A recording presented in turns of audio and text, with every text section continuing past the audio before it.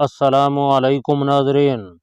जब Israeli pilot हमारे करीब से गुजर गया तो मैंने पायलट ऑफिसर चड्ढा से पूछा, ये हमारे इसराइली दोस्तों में से है?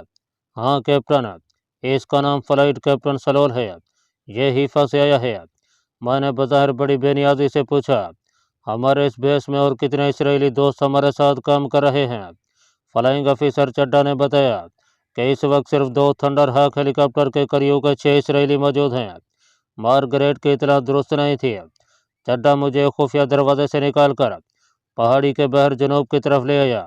बाहर अब रात का अंधेरा फैल चुका था। मैंने चड्ढा से कहा कि मुझे मेरी जीप के पास ले चलो, मैं जीप में बैठकर इस इलाके में सिक्योरिटी का जायजा लेना चाहता हूँ। उसने कहा, कैप्टन तुम्हारी जीप गैराज में रख दी गई है, हम तुम्हें अपनी जीप देते हैं। उस जीप में से हर 15 सेकंड के बाद खास सिग्नल नशर होते हैं जो हमारी सिक्योरिटी वालों को इस अमर से आगाह कर देते हैं कि यह जीप अपनी है। यूँ आपको जगह जगह चेक नहीं किया जाएगा। यह मेरे लिए बड़ी अच्छी बात थी। फ्लाइंग ऑफिसर चड्ढा ने एक पहाड़ी गैराज में से छोटी सी जीप निकाल कर मुझे दिया। मैं उसको लेकर पहाड़ी के साथ जाती हुई कच्ची सड़क पर अंधेरे में चल दिया। मेरा असल मकसद असली कैप्टन मल्होत्रा और उसके ड्राइवर की लाशों को ठिकाने लगाना था, वरना सुबह को उनकी लाशों का मिल जाना ज़रूरी था और मेरे लिए मुश्किलात पैदा हो सकती थीं। मैं पहाड़ी के इलाके में आ गया। मैंने देखा हर 15 सेकंड के बाद जीप के डायल पर एक सुर्ख नुक्ता रोशन हो जाता है। यह वो सिग्नल था जो मेरी जीप से 15 सेकंड के बाद नशर हो रहा था और जिसकी वजह से खुफिया मोर्चों में छुपे हुए खोजी मुझे चेक नहीं कर रहे थे। मैंने देखा कि थंडर हाक बेस की पहाड़ी काफ़ी बड़ी थी और इसके इर्द गिर्द खारदार तार लगा दी गई थी। मैं पहाड़ी से हटकर कच्ची पगड़ नदी पर आ गया। पहाड़ी के जनूब में मुझे कोई 2 फरलांग आगे जाकर नशे में एक जगह 2 खंभे तकून की तरह नजर आए। मैंने जीप का रुख उधर मोड़ दिया। सितारे आसमान पर चमक रहे थे। उनकी धीमी रोशनी में मैंने देखा कि ये एक छोटे से कुएं पर लगे हुए 2 लकड़ी के खुम्ब थे जिनके दरमियान चरखी गायब थी, जिससे यह जाहिर था कि इस कुएं से कोई पानी नहीं भरता। मैंने जीप से उतरकर कुएं में झांक कर देखा। मुझे कुछ नजर न आया। जमीन पर से एक पत्थर उठाकर मैंने कुएं में फेंका। पत्थर नीचे जा टकराया तो ऐसी आवाज़ आई जैसे पत्थरों पर जा लगा हुआ। कुएं में पानी नहीं था। अंदाज़ा हो गया कि कुआं काफ़ी गहरा है। पहाड़ी इलाकों के कुएं बहुत गहरे होते हैं। ठिकाने लगाने के लिए यह जगह बड़ी मौजूद थी। मैं जीप में सवार होकर कच्चे रास्ते पर उधमपुर वाली सड़क की तरफ रवाना हो गया। मैंने रफ्तार तेज कर दी थी। सफ़ेदे के दरख्तों में जीप खड़ी कर दिया। कैप्टन मल्होत्रा और उसके ड्राइवर की लाश अंधेरे में वैसी ही पड़ी थी। मैंने उन्हें घसीट कर जीप में डाला और वापस उसी कुएं के पास आ गया। जीप से उतरकर मैंने इधर उधर देखना शुरू कर दिया, जैसे सिक्योरिटी का जायजा ले रहा हूँ। जब मुझे इत्मीनान हो गया कि आसपास कोई इंसान नहीं है तो मैंने सबसे पहले कैप्टन मल्होत्रा की लाश को जीप से निकाला और अंधे कुएं में लुढ़का दिया। धूप की आवाज़ आई और फिर खामोशी छा गई। इसके बाद मैंने दूसरी लाश भी कुएं में फेंक दिया। मेरे सर से एक बहुत बड़ा होल उतर गया था। खतरा सिर्फ यह था कि दिन की रोशनी में कोई इधर आकर लाशों को देख न ले, मगर चूंकि कुआं वीरान था इसलिए इस बात का इम्कान कम ही था कि इधर आकर कोई कुएं में झांकने की कोशिश करेगा। वैसे भी इधर किसी सिविलियन को आने की इजाज़त नहीं थी। जब तक लाशें गलने सड़ने लगती हैं तब तक मुझे अपने मिशन को मुकम्मल कर चुकना था। मैं जीप को तेज़ी से निकाल कर पहाड़ी के जनूब की तरफ ले गया। वहाँ पहाड़ी के राज में उसे एक तरफ लगा दिया और खुद बाहर निकलकर उस खुफिया दरवाजे की तरफ बढ़ा जहाँ से फ्लाइंग ऑफिसर चड्ढा मुझे गैराज की तरफ ले गया था। दरवाज़ा बंद था। मैं भी सोच ही रहा था कि दरवाजे की दूसरी तरफ से किसी ने बुलंद आवाज़ में पूछा, पासवर्ड? मैंने कंचन चंगा बोल दिया। दरवाज़ा खुल गया। अंदर की जानिब एक गोरखा मुसल्लह फौजी स्टेन गन लिए मौजूद था। वो मुझे फ्लाइंग ऑफिसर चड्ढा के कमरे में ले गया। मिस्टर चड्ढा कैंप कार्ड पर बैठा सामने छोटी तपई पर एक फाइल रखे उस पर कुछ लिख रहा था। मुझे देखते ही अंग्रेजी में बोला, कैप्टन मल्होत्रा, अच्छा हुआ तुम आ गया, अम्बाले से तुम्हारी फ़ोन कॉल आई थी। मैं चौंक सा गया मगर फ़ौरन संभल गया। इंटेलिजेंस चीफ की कॉल हो गया, मैंने बेनियाजी से कहा। चड्ढा मुस्कुराते हुए बोला, किसी लड़की की आवाज़ थी, वो फिर फ़ोन करेगी, तुम मेरे पास ही बैठो। तपई पर स्याह रंग का टेलीफोन पड़ा था। मैं करीबी कुर्सी खींचकर बैठ गया और सिगरेट सुलगा लिया। फ्लाइंग ऑफिसर चड्ढा ने मेरी तरफ देखे बगैर पूछा, कैप्टन सिक्योरिटी चेक कर लिया? हमारी सिक्योरिटी इतनी सख्त है कि यहाँ बाहर का कोई आदमी तो क्या कोई चिड़िया भी इधर उड़ नहीं सकती है। मैंने कहा, तुम ठीक कहते हो, कल मुझे अपने बेस के अंदर सिक्योरिटी चेक करनी होगी। मैं चाहूँगा कि मेरी शनाख्त यहाँ किसी पर ज़हर न की जाए। ये तहफ़्फ़ुज़ात की छानबीन के लिए बहुत ज़रूरी है। मिस्टर चड्ढा ने कहा। ऐसा ही होगा कैप्टन। हम खुद चाहते हैं कि यहाँ जितने लोग काम कर रहे हैं उनके बारे में हमें फुल रिपोर्ट मिले। टेलीफोन की घंटी बज उठी। चड्ढा ने मुस्कुराते हुए कहा, तुम्हारा फ़ोन है कैप्टन। मुझे कुछ मालूम नहीं था कि दूसरी तरफ से जो लड़की बोलेगी उसका कैप्टन मल्होत्रा से क्या ताल्लुक़ है और वह कौन है। मैंने रिसीवर उठाया। दूसरी तरफ से एक लड़की की आवाज़ है, मुझे कैप्टन मल्होत्रा से बात करनी है। मैंने कहा, मैं कैप्टन मल्होत्रा ही बोल रहा हूँ। लड़की पल के लिए खामोश हो गई। फिर आवाज़ ही, तुम्हारी आवाज़ को क्या हो गया है डार्लिंग? मैं ओशा बोल रही हूँ। मैंने खांसते हुए कहा, गला ख़राब हो गया है यहाँ आकर। मगर तुम्हें मेरा नंबर किसने दिया? तुम्हें यहाँ फ़ोन नहीं करना चाहिए था। दूसरी तरफ से आवाज़ आई, डार्लिंग तुम खुद ही तो मुझे ये नंबर दे गए थे और कहा था कि तुमने उसके लिए ख़ास इजाज़त ले रखी है। मैं ज़रा बौखला सा गया, लेकिन जल्दी अपने हवास को मुजतमय करते हुए गला साफ करते हुए कहा, ठीक है, मगर तुम्हें इस वक्त फ़ोन नहीं करना चाहिए था। मैं बार बार खांस रहा था, ये साबित करने के लिए कि मेरा गला ख़राब है। ओशा शायद कैप्टन मल्होत्रा की गर्लफ्रेंड थी।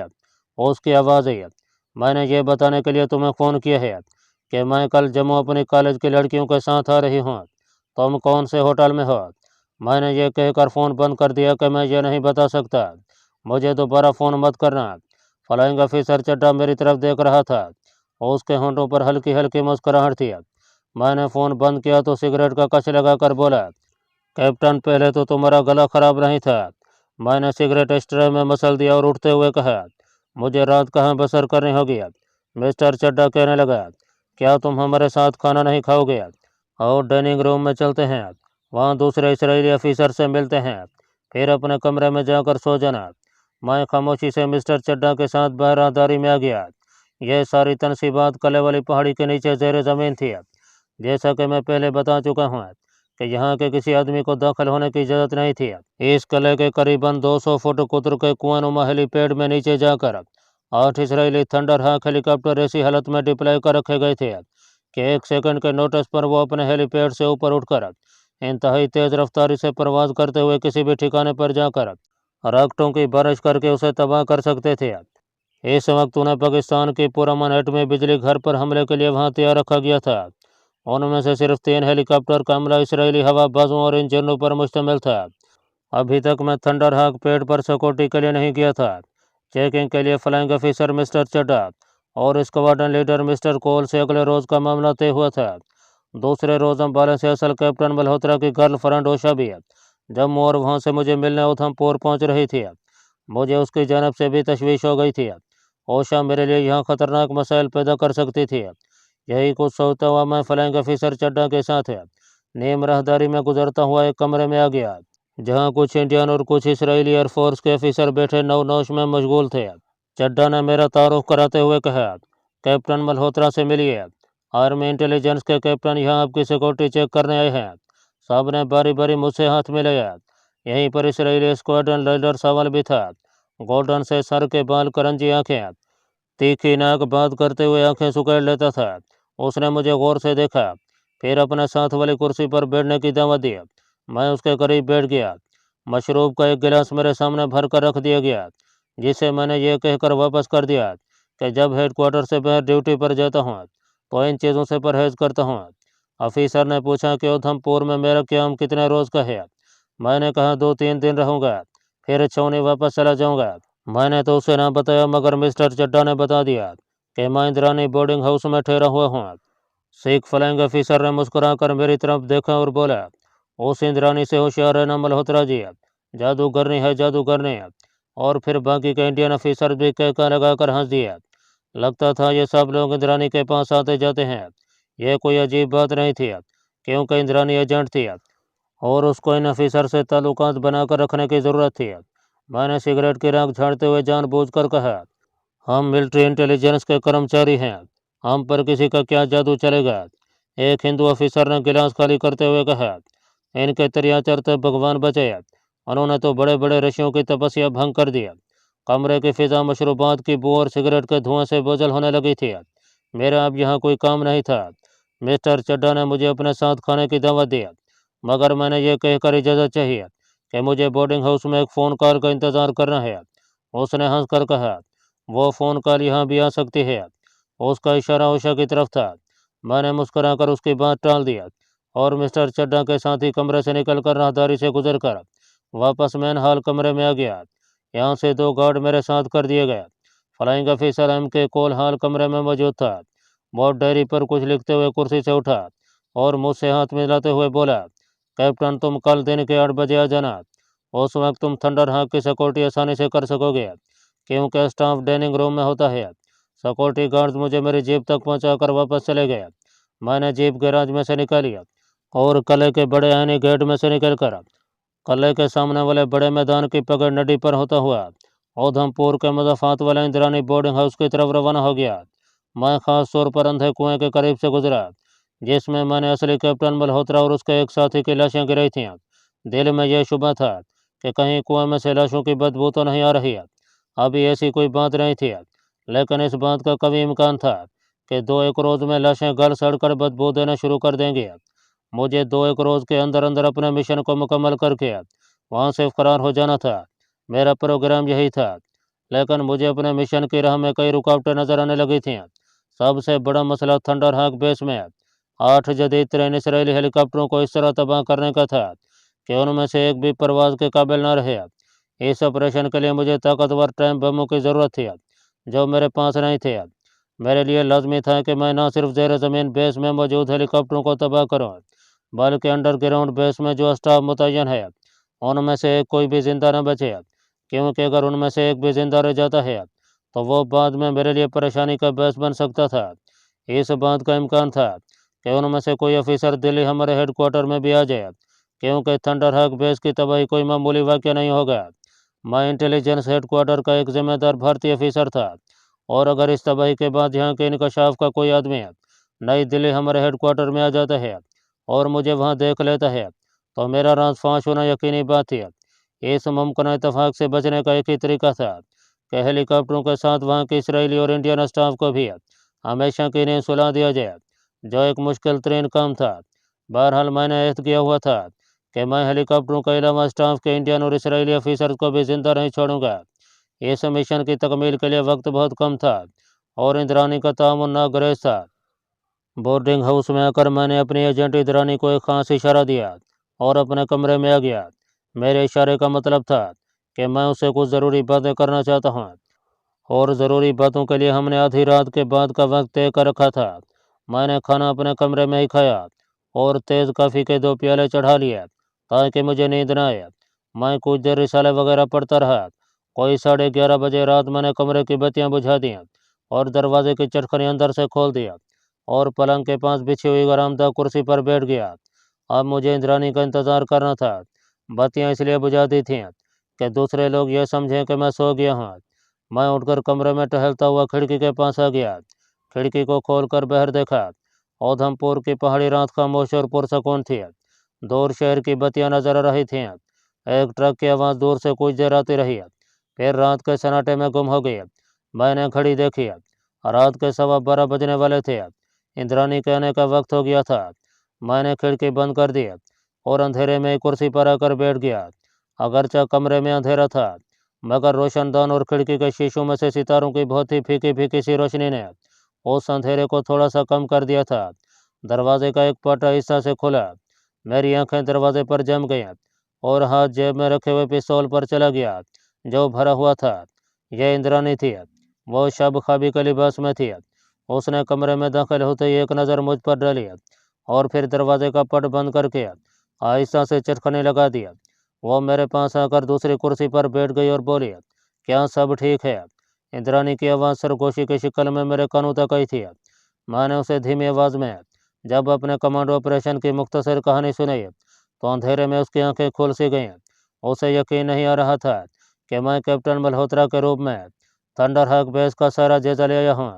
मैंने उसका हाथ थाम लिया और उसकी तरफ झुककर कहा, मेरा असली मिशन कल शुरू होगा। यह मिशन तुम्हारे ताउन के बगैर मुकम्मल नहीं हो सकता। मुझे कम से कम 6 टाइम बमों की ज़रूरत है। क्या तुम कहीं से उनका इंतज़ाम कर सकती हो? इंद्रानी सरगोशी में बोली, मेरे लिए ऐसा बंदोबस्त करना तकरीबन नामुमकिन है।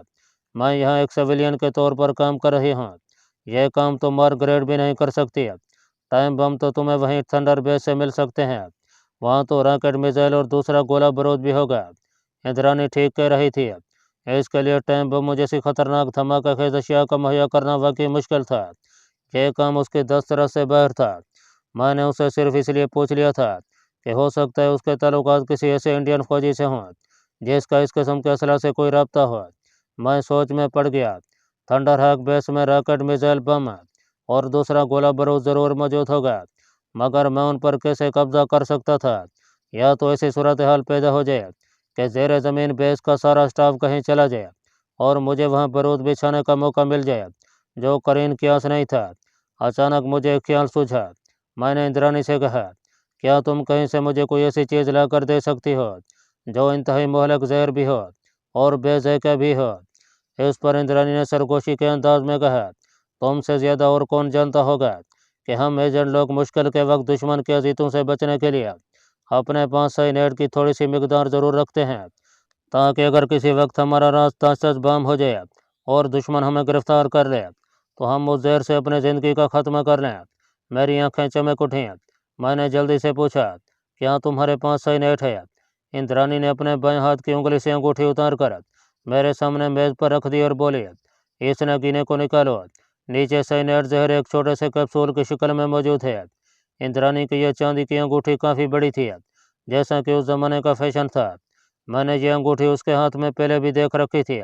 मैंने सिरहाने के नीचे से मोमबत्ती निकाल कर रोशन किया, उसे मेज़ पर लगाया और उसकी रोशनी में अंगूठी के नगीने को ज़रा सा टहुका दिया। नगीना मेरे हाथ में आ गया। उसके नीचे छोटा सा खला था जिसमें सियाह रंग का एक छोटा सा कैप्सूल पड़ा था। इंद्रानी ने पूछा, मगर तुम्हें यह जहर किस लिए चाहिए?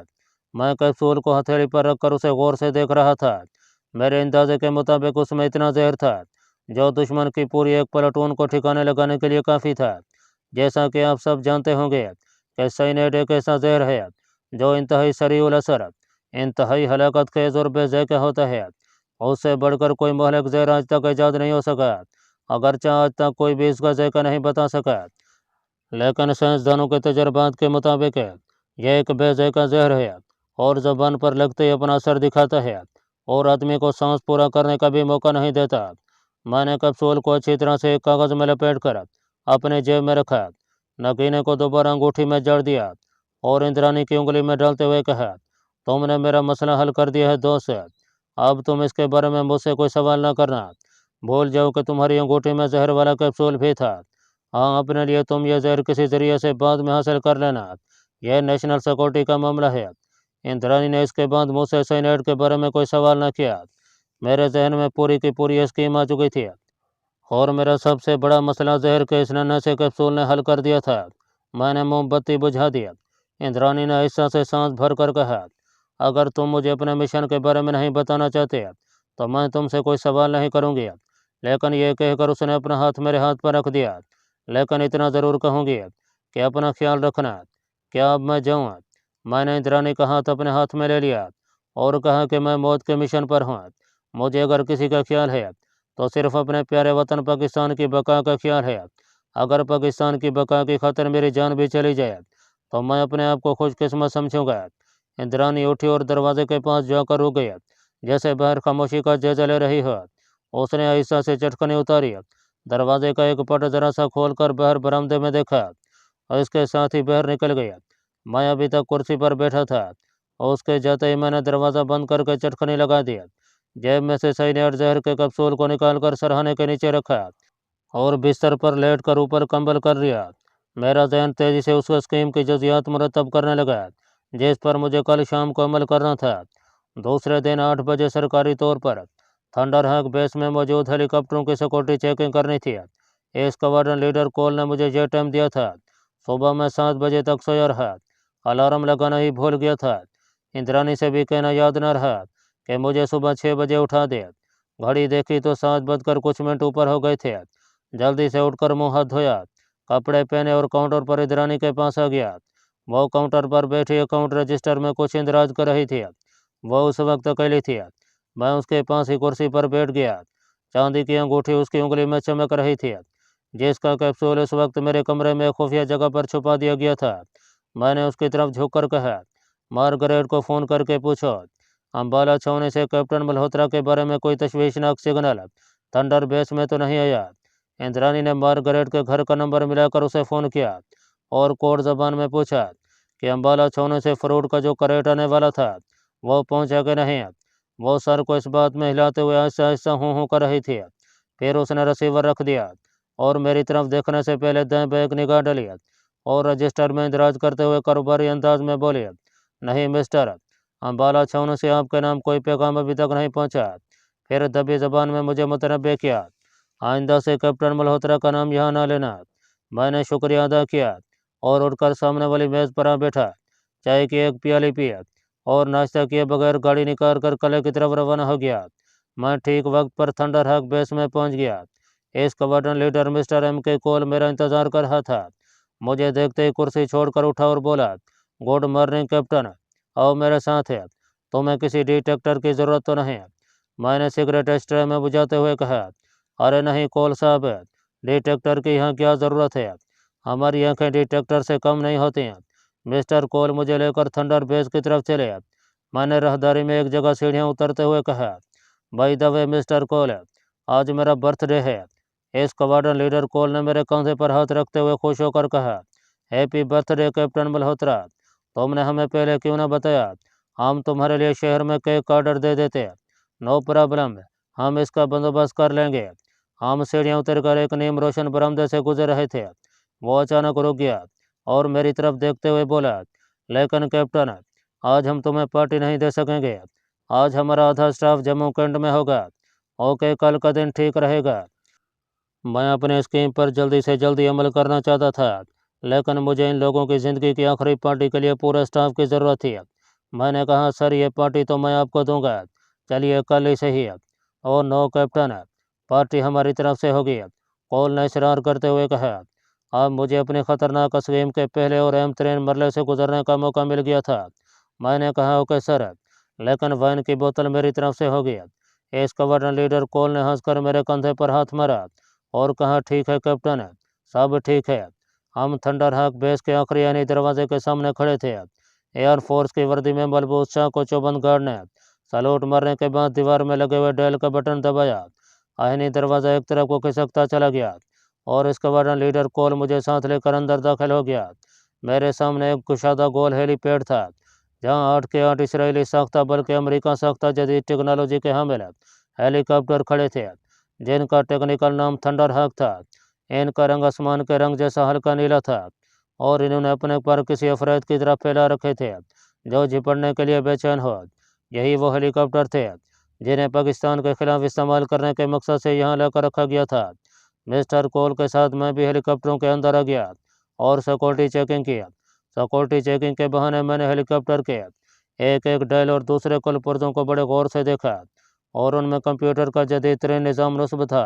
इस स्क्वाड्रन लीडर कोल ने मुझे बताया कि इस हेलीकॉप्टर पर सिवाय पंखों के और किसी जगह कोई गोली या रॉकेट असर नहीं होता।